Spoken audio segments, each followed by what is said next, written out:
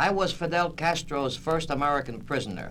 On July 23, 1959, I was arrested with my son Edward, who at that time was 13 years of age. He was released after being held 5 days, while I spent 40 months in Castro's communist dungeons. I was released on October the 7th, 1962. Here are some of the details of my story. I don't have time on this record to give more than just the highlights. The rest you can read in detail in my book entitled I Was Castro's Prisoner, published by Devin Adair.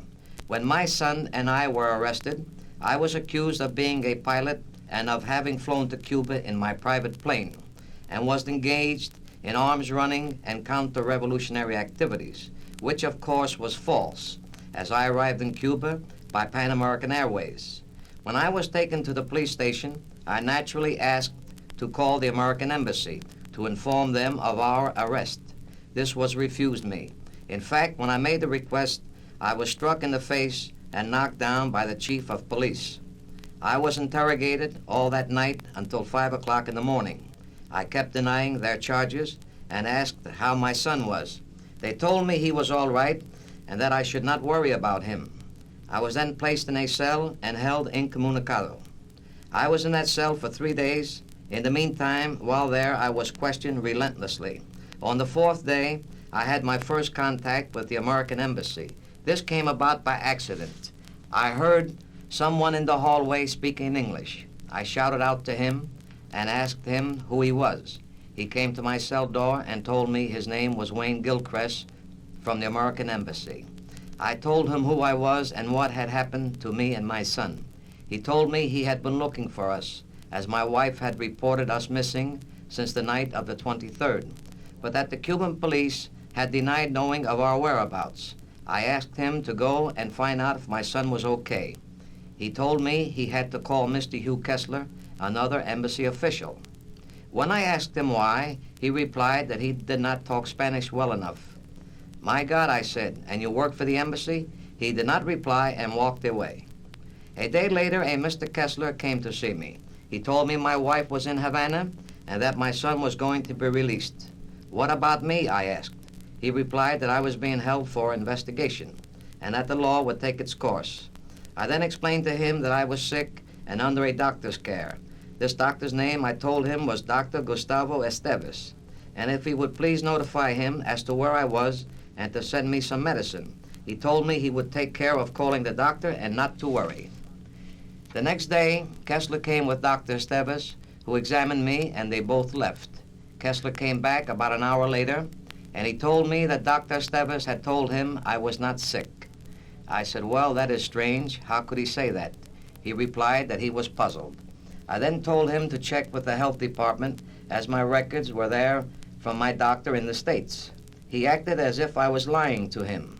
That was the last time I saw Mr. Kessler or anyone from the embassy until the last week in August. 2 days later, I was transferred to Castillo de Atares and put into an underground cell, which had no water or toilet facilities, filthy and crawling with vermin. The only window in my cell looked down into the moat that surrounded the castle. I was escorted by an armed guard any time I had to go to the toilet. During this time, I was very sick. I kept asking for help and for the embassy, but no one paid attention to me. It was during these days that I discovered the presence of a Russian military mission at the castle, and that they were using a radio transmitter at night. The last week in August, the commandante of the castle asked me if I would like to talk to someone from the embassy. I said yes, and he called the embassy and told them I could have a visitor. The next day, Wayne Gilchrist and another man from the embassy came to see me. The guard let them into my cell and locked them in with me. The first thing I told Gilchrist was about the Russians and the radio transmitter. This is how he replied. "My God, Martino, do you realize what you are saying? They might have the cell wired and are listening. I don't want to get into trouble. Please don't talk about such a crazy thing. You must be making this up." I said, "Gilchrist, what I am telling you is the truth. Go back and report this." After discussing my case, he left. 2 days later, Mr. Kessler came to see me. The first thing I said to him was, "My God, why can't you see that I have medical attention, as I have been very sick?" He replied that my case was a very delicate one, and there was really nothing he could do for me. I asked him if he had checked with the health department. He replied yes, but there were no records on me. We talked a while, and he left telling me again that my fate was up to the Castro government. My wife was given permission to see me. The day she came, I was cleaned up for the visit, given a haircut and a shave. She was very nervous, but we really couldn't discuss much, as an English-speaking guard sat with us. She told me that the embassy had written to her and that I was in good health, receiving good treatment, and not to worry. What could I say with the guard sitting there? She also told me she had been in Washington, talked to our Congressman Dante Fascell, and the answers were all the same. Don't worry, and that Cuba was such a touchy subject. There was nothing anyone could do for me. The reason why I am talking about these things are, since my release, I have been warned not to talk about what happened to me. And don't talk about the State Department's neglect in my case, as I would be helping the communist enemy by bringing these facts in the open. I feel that the facts should be made known, as I do not owe my freedom to the State Department, which, if you read my book, is self-explanatory. To continue with my story, my wife left and I was led back to my cell. I did not hear from the embassy again. On October the 3rd, I was taken to a suburb of Havana called Martino to be processed. I was given permission to call the embassy. I talked to Kessler and asked him to be present at my arraignment, but he refused, saying he was too busy. The laws of Cuba are different than ours. When you are arraigned, or processed as they call it, you are brought before a judge who listens to the arresting officer's testimony, and then he has 72 hours to either release you or to hold you for trial. In my case, neither of the above happened. I was given a confession to sign where I admitted to being a pilot engaged in gun running and taking people out of the country. Upon my refusal to do so, the judge told me he was going to hold me on the charge of counter-revolution.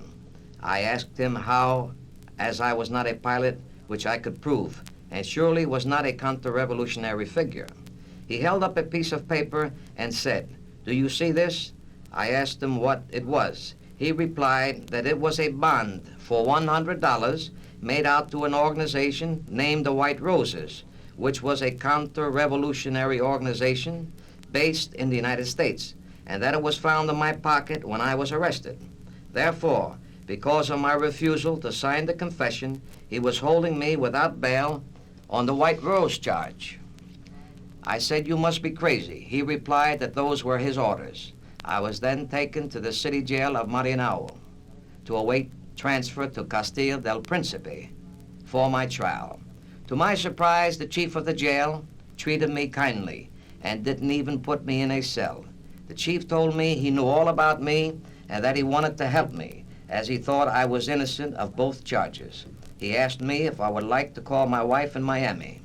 I was dumbfounded. Here I was being treated like a human being. I called home, and while talking to my wife, the chief, whose name is Medina, told me to tell my wife to come to Havana right away, as I needed help very bad.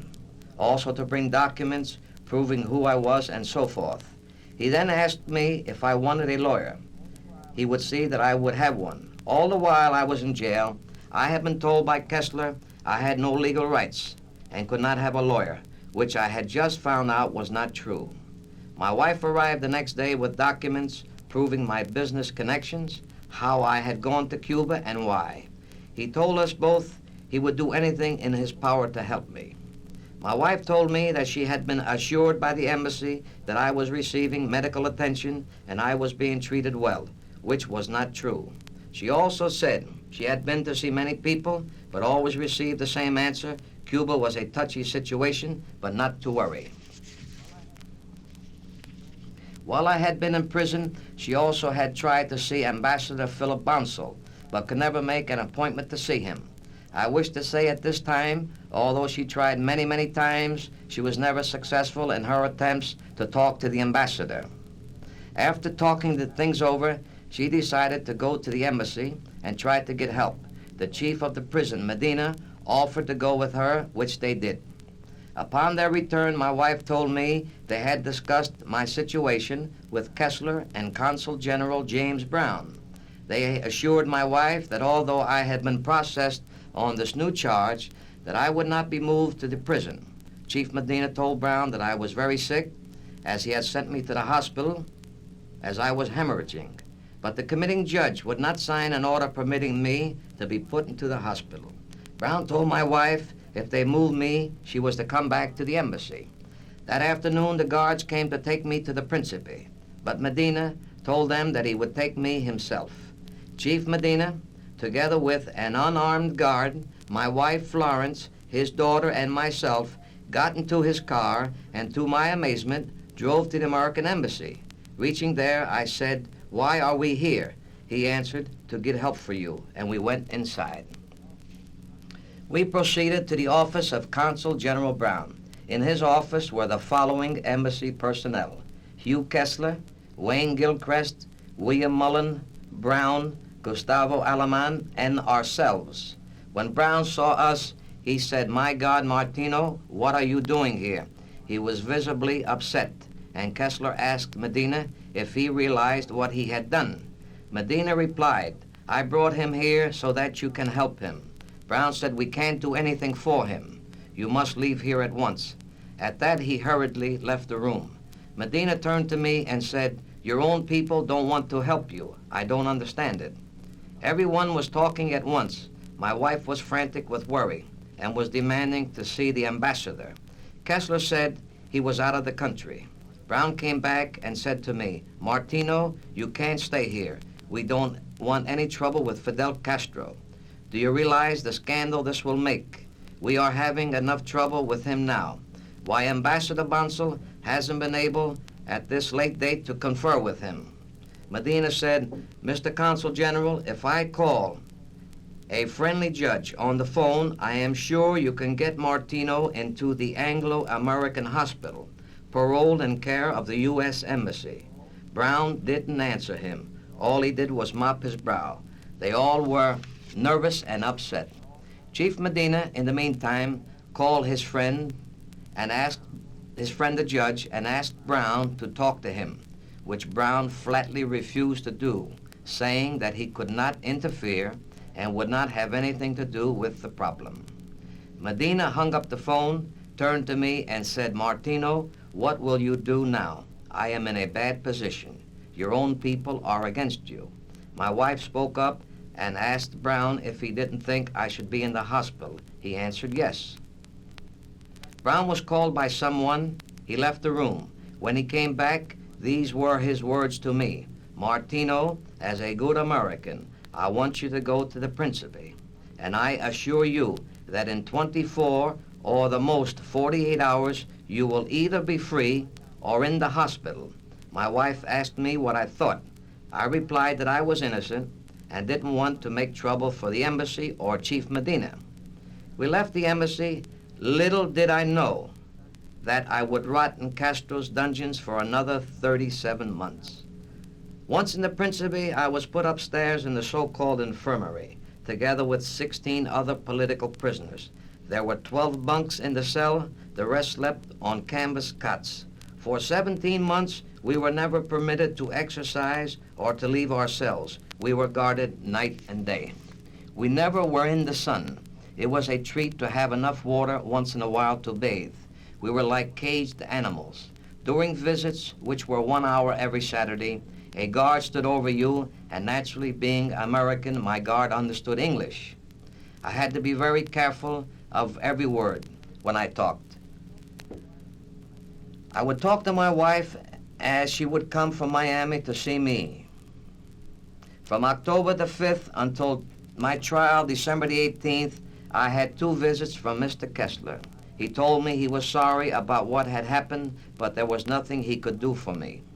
I was taken to La Cabana on a stretcher for my trial. I could not walk. I had lost 30 pounds and was getting weaker steadily. My wife attended my trial. My lawyer tried his best. He destroyed the false charges of the bond. As in questioning the police, one testified he found the bond in my pocket. The other said he found it in my suitcase. He asked for a mistrial, which was denied. The court recessed, and when my trial started again, the prosecution produced two witnesses who testified falsely that they had witnessed me and my son while making a landing on the highway outside of Havana in my plane. This military kangaroo court convicted me. My lawyer immediately filed an appeal, and I was taken to Castilla del Principe. At my trial, no photographs were taken, and there also was a complete news blackout. The American embassy never protested my conviction by this kangaroo court. To the contrary, my wife was told publicity would be bad for me. Incidentally, my sentence read that I was a criminal of war. I stayed in the Principe until January the 3rd, 1961. I was transferred to La Cabaña Fortress. From the day I entered La Cabaña Fortress until my release 20 months later, I was not permitted to write or receive letters.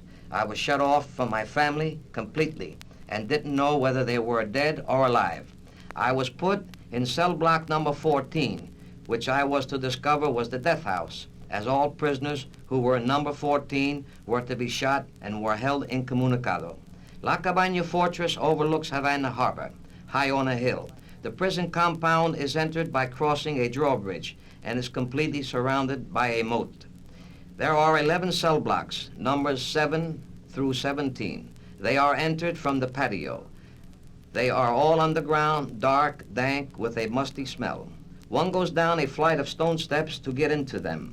They have no windows. The only source of ventilation is an opening at the back, which has a 12-high foot railing, which prevents you from the source of ventilation. Standing in the patio, you can look up to the roof and see 4 .30 caliber machine guns, one on each corner of the courtyard. 10 armed guards are always on the roof. There was no way to reach the roof from the patio. The cell blocks are 120 feet long, and each had 50 bunks, with the exception of number 14, which only had 17. In number 14, there were, when I entered, 12 men who were waiting to be executed. In early January 1961, there were only about 500 prisoners there, but soon La Cabaña would be filled with an average of 1,600 to 2,000 prisoners. La Cabaña is the transfer point to the Isle of Pines, known as the Green Hell. You were either executed or went to the island. During my 20 months in La Cabaña, more than 20,000 men passed through there. Of these, I lived and talked with 294 men and boys who were murdered by the communist firing squads. In La Cabaña, one is born every day because the life of a prisoner is worth nothing. Every 24 hours brings a renewal of the tension, hunger, and misery. The day begins at 7 a.m. Breakfast consists of 2 fingers of cold black coffee and a hard roll. Lunch and supper consist of boiled macaroni and pumpkin, and a bean from China that the Chinese use to fatten up hogs. Most of the time the food is cold. You must force yourself to eat in order to survive. The diet is one of starvation. Men fall apart, especially the strong, sturdily built ones. After the Bay of Pigs fiasco, we were allowed 1 pint of drinking water daily. Often the communist guards would purposely forget to turn the water on. Many times the water would be turned on at night when we were not permitted to move about. The sound of running water would almost drive one mad. We had 1 toilet and 1 wash bowl. After the Bay of Pigs, we had an average of 180 men in cell block number 14 alone. The stench of unwashed bodies and of the sanitary facilities was unbearable. There was no medicines or hospital facilities. When you were sick, it was a question of doing the best you knew how. There was a commissary, but there was never much to buy. Many days there were no tobacco or cigarettes to be had, as Cuba, once famous for tobacco, was sending it all to Russia.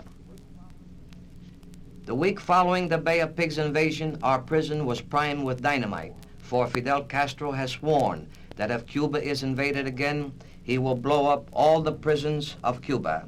I know that this is so, as I saw when the dynamite was placed under the cell blocks. This has been confirmed by other prisoners in other places. Before I continue further, I would like you to know that these facts. Since my book has been published, the State Department, in answer to queries from newspaper men, has issued a statement by John King of the Public Information Bureau that, number one, there was no record of John Martino ever being in the American Embassy on October the 5th, 1959. Number two, they never heard of Hugh D. Kessler. Number three, this is not pertinent because I am free. Number four, that they did send me medicine. My reply is that I would like to produce witnesses and testify before the proper authorities in order to clarify and substantiate my charges. Now I will try to describe the communist prison system of Castro's Cuba. When a prisoner is arrested, he or she are generally taken to a city jail for temporary detention. There, his or her family can visit them and bring food and clothing and toilet articles. From this place, they are taken to G2 headquarters, where he now receives 2 visits a week, food, clothing, and etc. Then to La Cabana, where visits in normal times are 1 hour every 2 weeks. No food or clothing, where conditions are as I have described them. There he awaits trial by the kangaroo courts. If not executed, he is sent to the Isle of Pines, or the Green Hell as it is known. The Isle of Pines consists of 4 circular buildings, 6 stories high. Each floor has 93 cells, built to house 1 prisoner, but now hold 4 or 5. There is 1 toilet to each floor, no running water. Every morning, a prisoner is allowed 1 pint of water. To bathe, some days salt water is pumped in and is used. Since the food is often bad, diarrhea is rampant. Waiting for the toilet is impossible, and they are obliged to use the floors and corridors of the cells. These men live in conditions of indescribable filth. Then there are the searches at 3 in the morning. Everyone is prodded out into the yard at bayonet point, made to stand in the nude, more or less at attention. This generally lasts for 14 to 24 hours, with no food or water for the prisoners. Many faint. Sometimes the guards let their fellow prisoners pick them up, sometimes they don't. The guards delight in tossing everyone's clothing in a heap. You can just imagine how long it takes to get one's clothing back, if at all. Many nights the loudspeakers are turned on and you lay there listening to Fidel Castro rave and rant with his 5 to 6 hour long speeches. So you see, my friends, each step is worse for the prisoner. This is all calculated to degrade a person to the utmost. Many persons resist this, but there are many who cannot and turn to the communist schools of indoctrination in order to receive better food and clothing. These prisoners are taken out of the prison, such as La Cabana, at the Isle of Pines, Casa Boniato, Castilla de Atares, Castilla del Principe, and sent to prison farms, where, if they meet the new standards, are paroled to their families. But if they fail, or are thought to be faking, are sent to the many small islands adjoining Cuba and put into concentration camps where they are forced to work at hard labor. My friends, words cannot describe the horrors and ordeals the political prisoners endure in Castro's dungeons. I will now try to tell you what happened before, during, and after the Bay of Pigs fiasco. On the night of April the 14th, we saw flames shooting high into the skies over downtown Havana. Later on that same night, we received news from the prison grapevine that the El Encanto, a famous department store in Havana, had been burned to the ground. Also that there were many acts of sabotage in the city. That night we could hear sirens and fire engines racing in the streets. The next morning around 6:30, we heard bombs exploding in the distance, and we knew something was taking place, as the guards were milling around on the roof and running in the patio. We knew through the grapevine that planes were bombing Havana and that the long-awaited invasion was taking place. They never let us out for breakfast or lunch. We were helpless and desperately trying to get news. That afternoon around 5 o'clock, we received news that the invasion was starting as the bombs and sabotaging was continuing.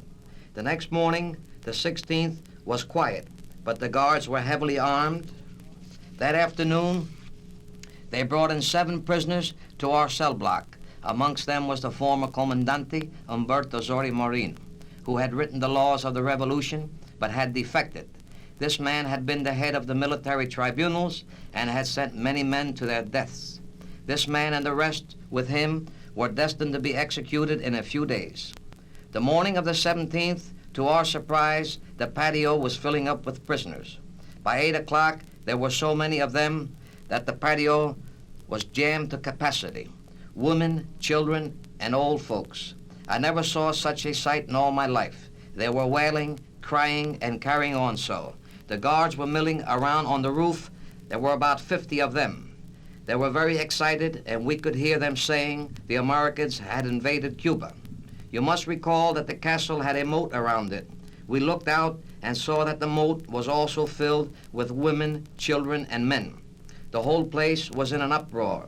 It started to rain, and the poor people outside, we really couldn't help them. They were milling around, and there was bedlam all that day. Around 7 o'clock that night, an announcement was made that all women and children were to be moved to the outside of the prison compound. About a week later, these prisoners were transferred to Castilla del Principe.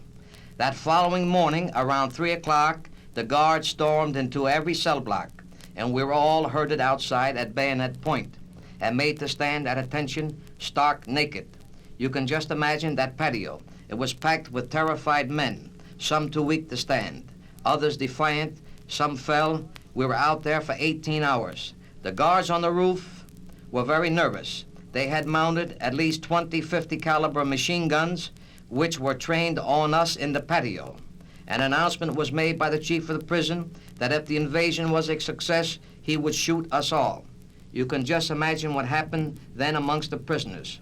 Suddenly, some prisoners started to sing the Marine Corps hymn. This enraged the chief of the prison. He said on the loudspeaker if the singing didn't stop, he would kill us there and then.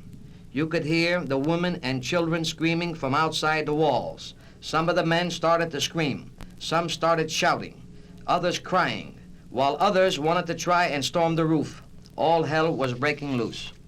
While this was happening, another group started to sing the Cuban national anthem. And the chief of the prison actually climbed on the roof and cocked one of the machine guns. At that instant, 2 guards ran to the chief, talked to him, and calmed him down. Another guard pleaded over the loudspeaker for us to stop singing, as they did not want us to start a riot, and also they didn't want to kill us. With this, the prisoners quieted down. The guard then said he had to hold us out in the patio as they were going to search the cell blocks.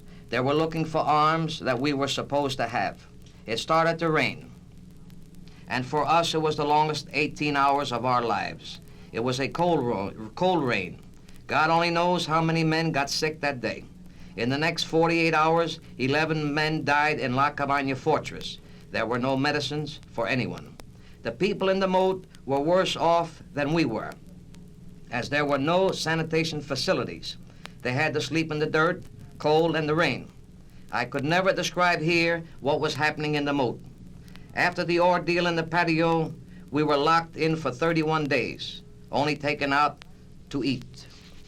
There was a tight clamp of security placed on the prison, and on April the 17th, the firing squad started again. On the 21st, we received word that the invasion was a failure and that everything was lost. On the 23rd, Comandante Umberto Zori Marin and the other 6 were executed.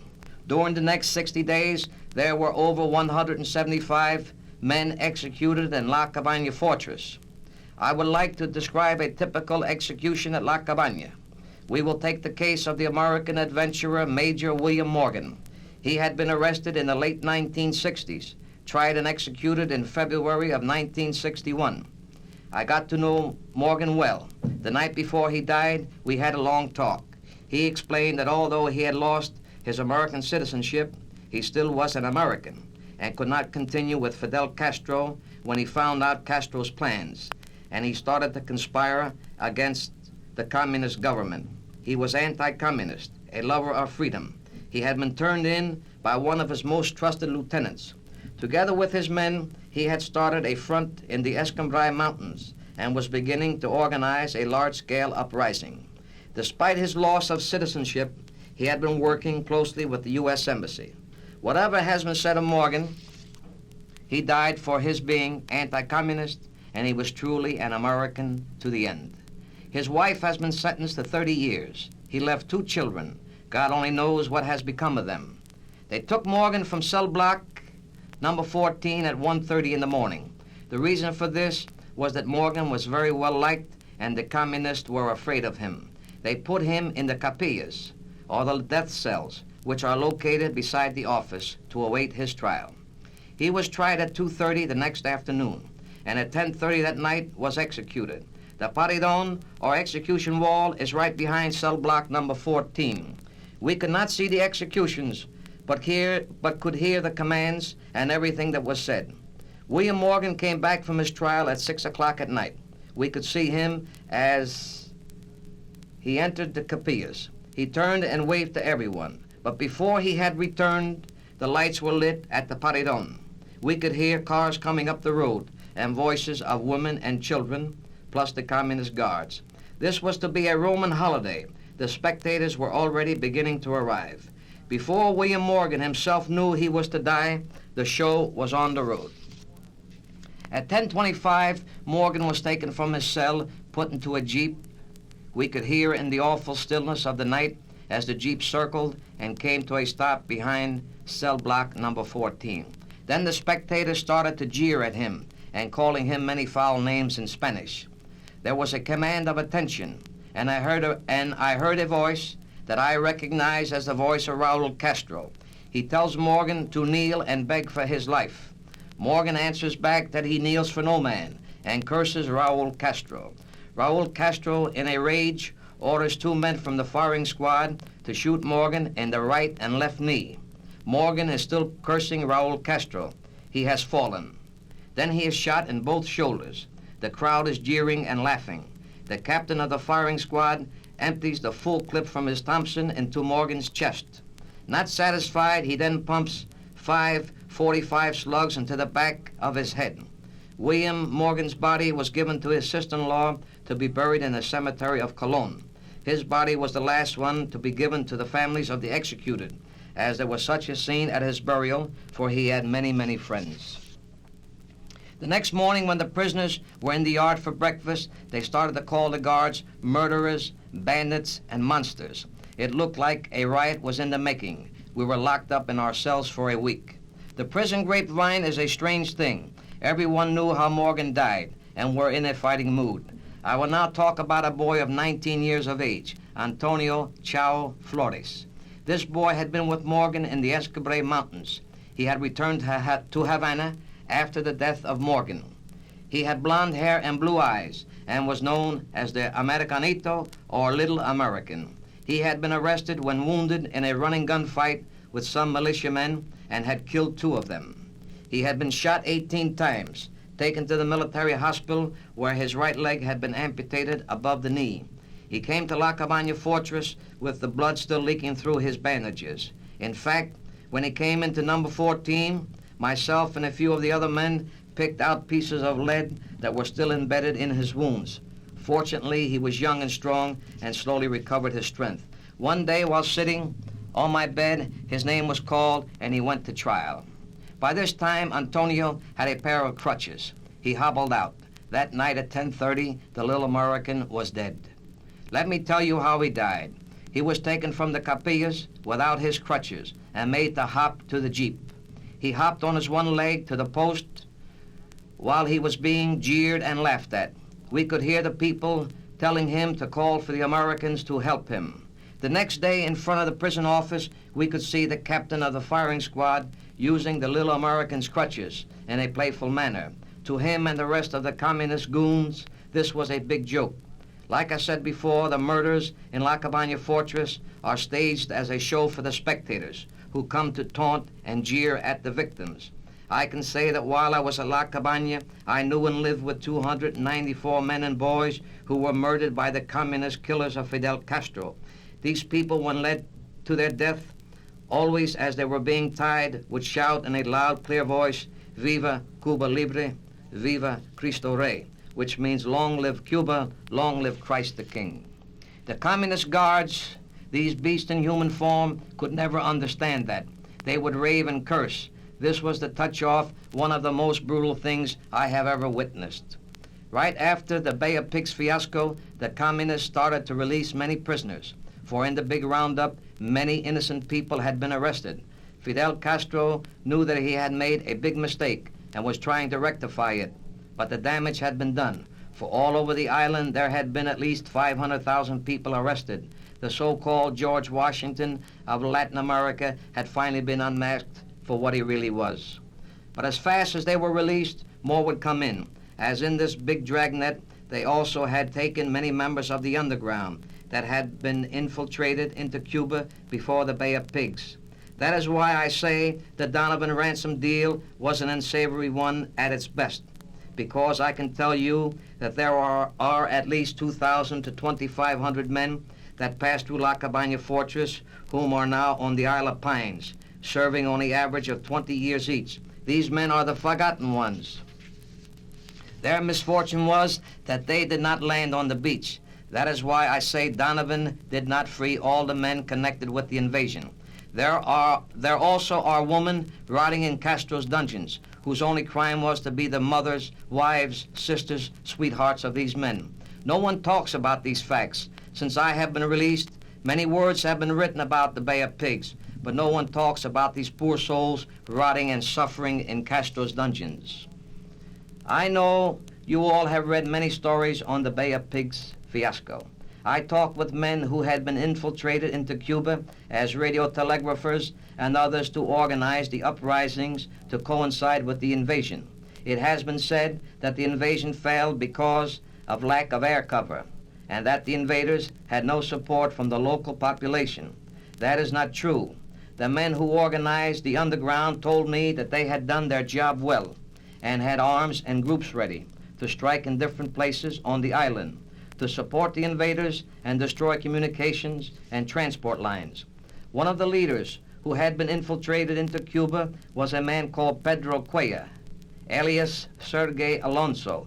This man was a double agent. When Fidel Castro started his infamous roundup of people, the G2, which is equivalent to the Russian secret police, knew where and who to pick up.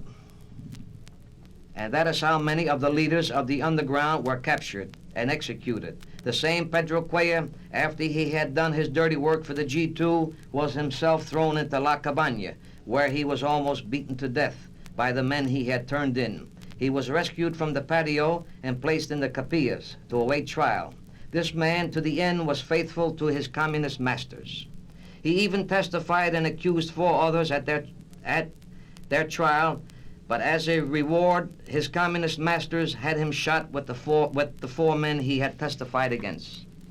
One of the radiotelegraphers told me that they had lost contact with their base on April the 15th, and as a result, they of the underground never knew that the invaders had hit the beach until it was too late to act.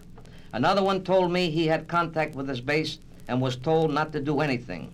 He was to wait, as there was trouble in the United Nations. He desperately pleaded to be able to act, as all around him the G2 was picking up the leaders, but was told to wait. He fell prisoner on April the 18th, a victim of the double agent Pedro Cuellar.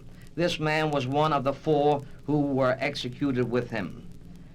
These men would talk to me as I was the only American in La Cabaña Fortress, and there was no way I could answer when they would ask me why had the United States done this to them.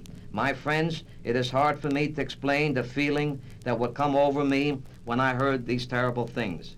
Since I have been released, I have heard and talked to many of the men of the ill-fated Brigade 2506, and the stories they tell are heartbreaking. Together with these new prisoners came the members of the Catholic youth organizations. The week following the Bay of Pigs fiasco, Fidel Castro, who had attacked the Roman Catholic Church before, really showed his hatred now. The communist goon squads started to arrest priests, monks, nuns, and all who preached the Word of God, and to desecrate the house of God.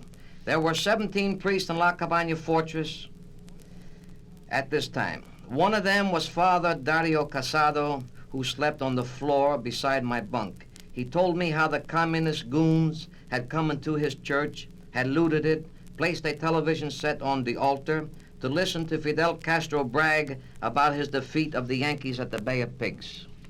During his loudmouth speech-making, they would all get drunk and turn the house of God into a makeshift barroom and dance hall. This was happening all over the island. Going back to the young Catholics who had been arrested by these beast-and killers, I will tell you about the most brutal thing I have ever witnessed in La Cabaña Fortress. We had no religious services before this. The young Catholics started to say rosary and to hold religious meetings. All the prisoners welcomed this, and regularly in each cell block began the forming of prayer meetings and saying the rosary. Every night at 8 o'clock, the whole prison would be silent and everyone would be standing or kneeling, Catholics and non-Catholics. For this was time for the rosary. When anyone was executed, at 10 the following morning, a hush would come over the prison, and a rosary would be said for those who had died the night before. Before long, the communist guards started to shout and curse at them, and there started a series of requises, or so-called searches of the cell blocks. We would be prodded from the cell blocks at 3 or 4 in the morning and made to stand nude in the patio, sometimes for 10 to 14 hours. Their vicious attacks were directed against the young Catholic youths, for they knew who was who, as the communist prison system is so that amongst we prisoners would be communist G2 men who had been infiltrated in with us to report on everything that was said or done. I have seen men kicked and bayoneted for not moving fast enough. They took all of our personal belongings. No religious relics were allowed. The prisoners were ordered that there would be no more prayers or religious meetings, but this did not stop the young Catholics. I will say that before I had been in La Cabaña, I, like so many others, had taken my religion for granted. I would like to say here that the faith and courage of these young Catholics made me feel humble and ashamed. Though I was born and reared a Catholic, I found out that all these years I really had taken God for granted. But my friends, I can say with all my heart and soul that we cannot take God for granted, as I have seen young boys go to their death with such faith in our Lord Jesus Christ that words cannot express how I feel. I would like to read for you the farewell letter of a young Catholic youth written the night before he died. La Cabaña Fortress, April 17th, 1961. Dear Mom and Dad, I received just a few minutes ago the ratification of my death sentence, and that is why now, during my final moments, I am writing you these few lines.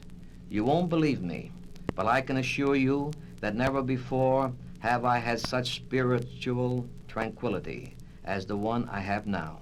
I am sincerely very glad, because I have the feeling that within the next few hours I will be with God, waiting and praying for all of you.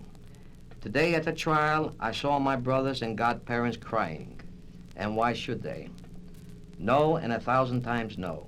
I know what happened today is very sad for you, but I want you to overcome it and to think that God, in His infinite kindness, has conceded me the grace of squaring my accounts with Him, and we all should be grateful for this privilege.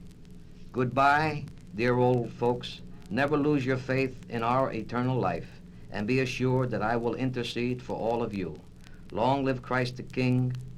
Kisses, hugs, but no tears to all. Goodbye, brothers, godparents, and family. Have faith in God, Alberto. My friends, you have just heard me describe to you the things I saw and lived in La Cabaña Fortress. I am going to all ask of you listeners to remember, every night in La Cabaña Fortress and in all the other dungeons in Cuba, at 8 o'clock, the suffering victims of the communist antichrist animals are saying a rosary. Everyone is standing at attention, the Catholics and non-Catholics, or no matter what religion they follow. No matter where you are, home watching television or out riding in a car, or whatever you are doing, stop. Think of the poor souls in Castro's dungeons. Bow your head. Pray for the suffering souls to be freed from their suffering and misery. The communist antichrist and human beast that have sworn to destroy our freedoms are the ones that our State Department tells us we can live with in one world. They preach coexistence. There can never be such a thing because we can never exist side by side with the antichrist killers who, in their own leader's words, said, "We will bury you." Let our battle cry be, "Long live the United States of America, long live freedom, long live Christ the King."